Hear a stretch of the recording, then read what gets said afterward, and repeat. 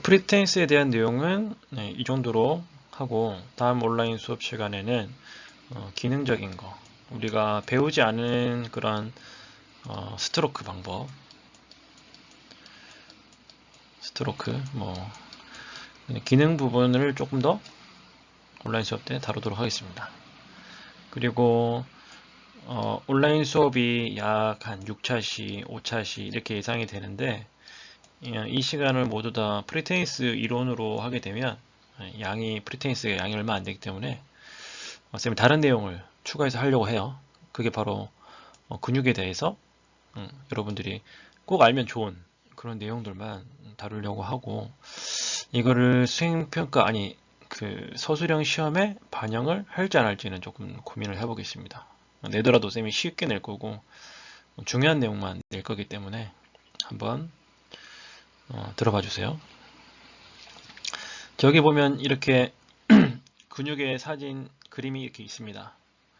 이 근육이 있죠? 우리가 보통 알통이라고 많이 하는 상완 이두근. 상완 이두근은 이렇게 팔을 이쪽으로 당기는 힘을 쓸 때 여기가 근육이 짧아지면서 수축이라고 합니다. 짧아진 거 수축.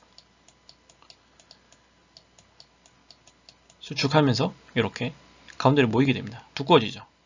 그리고 반대로 여기는 상완 삼두근인데, 상완 삼두근은 이렇게 팔을 바깥쪽으로 펴는 이런 동작에서 힘을 발휘합니다. 이럴 때는 얘가 이렇게 두꺼워지죠. 반대로 얘는 이렇게 가늘어집니다.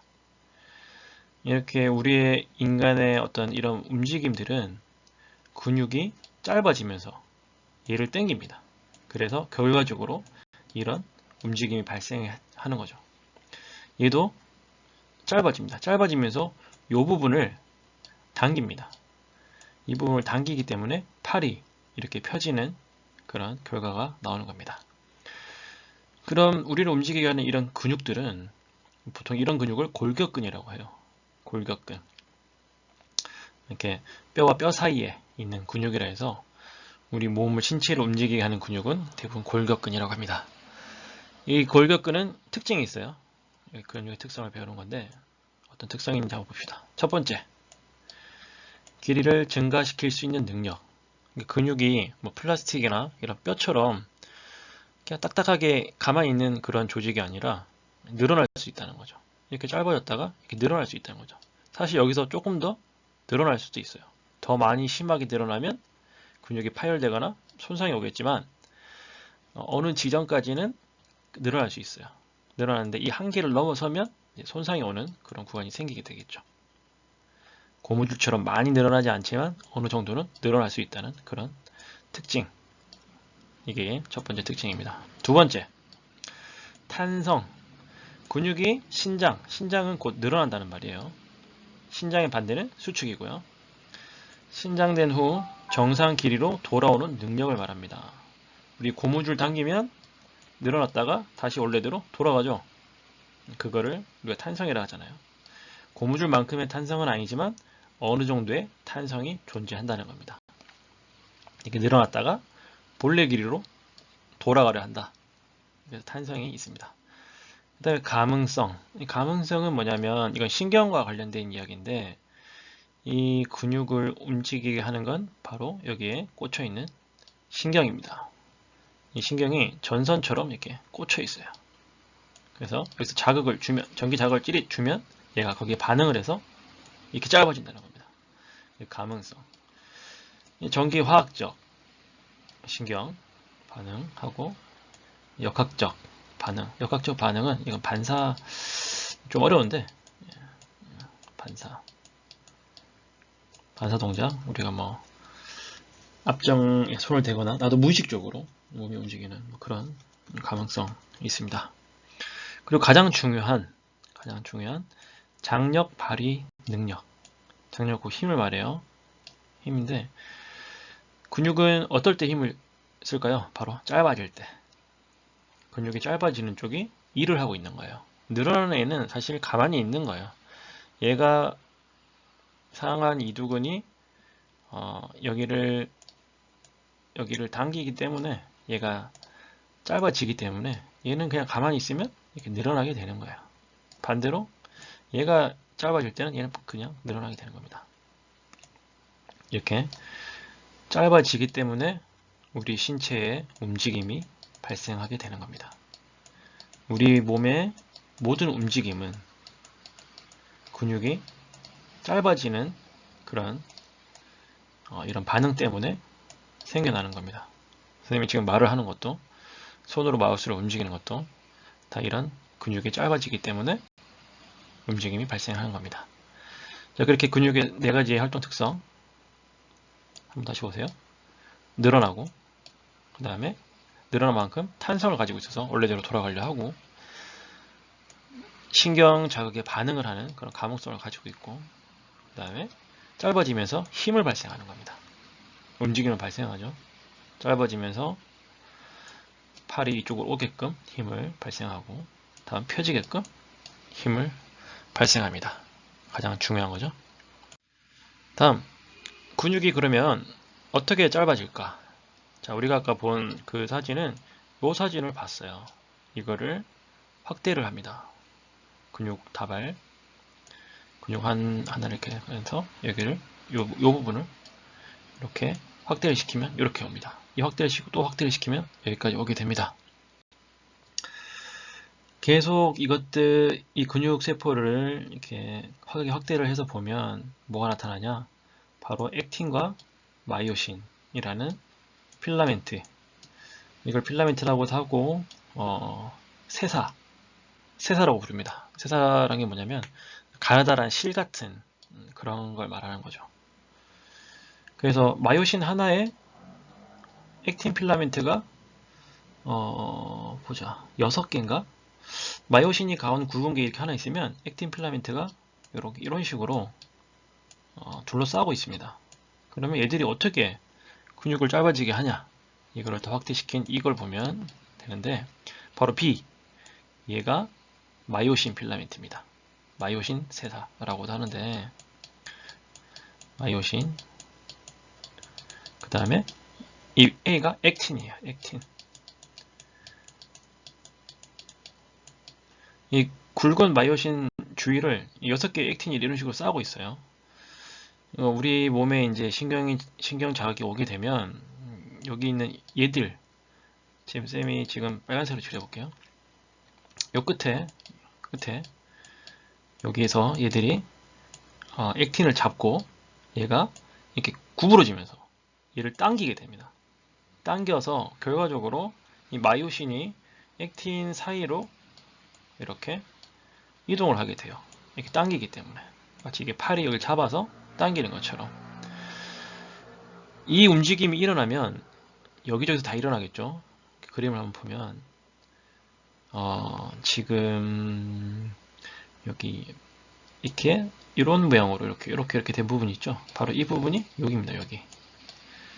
여기서도 공간이 이렇게 있죠. 이 공간이 바로 여기입니다. 이 사이사이로 얘들이 이렇게 들어가는 거예요. 여기도 짧아지고 여기도 짧아지고 전체적으로 막 짧아지면서 근육 전체적인 길이가 짧아지는 거죠. 그러면서 이 근육들이 뼈를 잡아당기게 되고 뼈를 잡아당기니까 그 뼈가 움직이게 되는 거예요. 자, 이런 식으로 우리 근육이 짧아집니다. 신기하죠? 이때 사용되는 에너지가 ATP라고 하는 우리 인간의 몸속에서 가장 중요하게 사용되는 고에너지 물질입니다. ATP.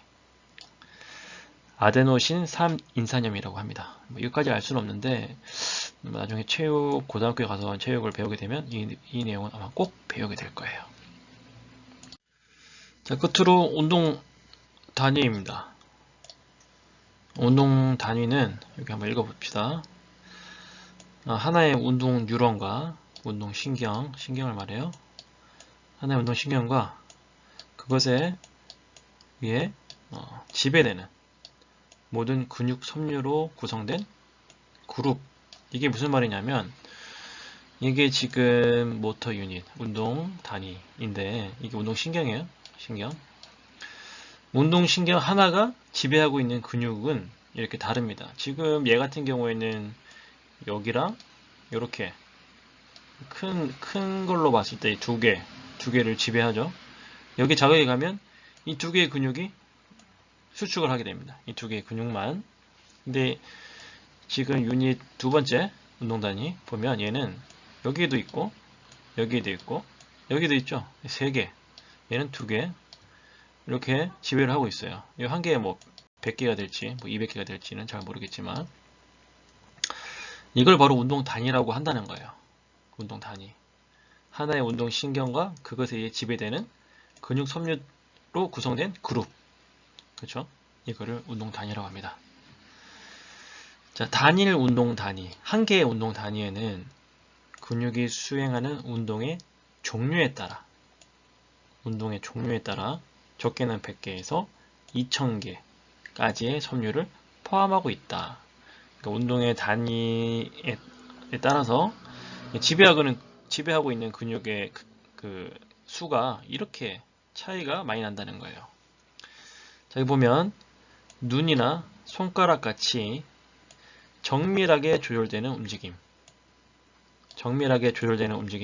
섬유 수가 적은 운동 단위에 의해 이루어진다 라고 되어 있습니다. 이게 무슨 말이냐면 섬유 수가 적은 운동 단위, 그러니까 운동신경 하나가 지배하는 근육이 하나 적다는 거예요. 적다. 그러면 어떨까요? 근육은 많은데 신경이 지배하는 근육이 적어. 그러면 신경이 되게 많이 있어야 될 것 같아요. 많이 있어야 되는데 이게 많아지면 어떻게 되냐? 한 개만 움직일 때 어떤 움직임과 두 개가 같이 움직일 때 동작, 세 개, 네 개, 다섯 개 이렇게 움직임의 종류가 다양해진다는 거죠. 다양한 움직임을 만들어낼 수 있다는 거겠죠. 그러니까 우리 손은 정말 많은 움직임을 만들어내죠. 그리고 정밀해야 되고 그럴 경우에는 운동신경은 많아지고 이 신경이 지배하는 근육은 적다라는 것입니다. 반대로 장단지근과 같은 우리 몸에서 가장 강력하고 큰 근육인 우리 허벅지 근육, 그러니까 무릎 위 앞쪽, 우리 앞쪽에 있는 이 근육을 대퇴사두근이라고 합니다. 4개의 갈래로 이루어져 있어요. 그 다음에 뒤쪽에 있는 근육을 대퇴이두근, 햄스트링이라고 합니다. 그런 근육은 사실 움직임이 그렇게 복잡하지 않죠. 우리 다리가 이렇게 있으면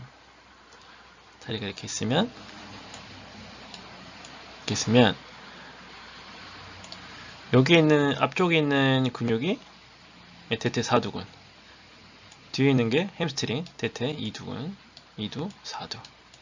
그래서 앞쪽이 더 근육이 많아요. 뒤쪽은 적기 때문에 좀 더 부상도 더 많이 당하기도 하고 이쪽이 더 약하죠. 그리고 우리가 일상생활을 할 때 가장 많이 쓰는 근육은 바로 이 근육입니다. 앉았다 일어설 때 이 근육 쓰죠.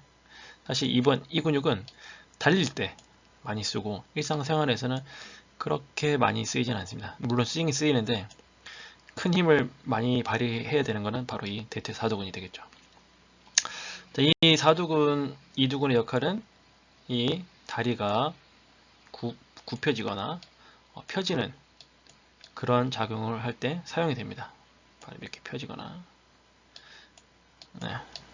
그래서 움직임이 어때요? 단순하죠. 크게 복잡할 게 없죠.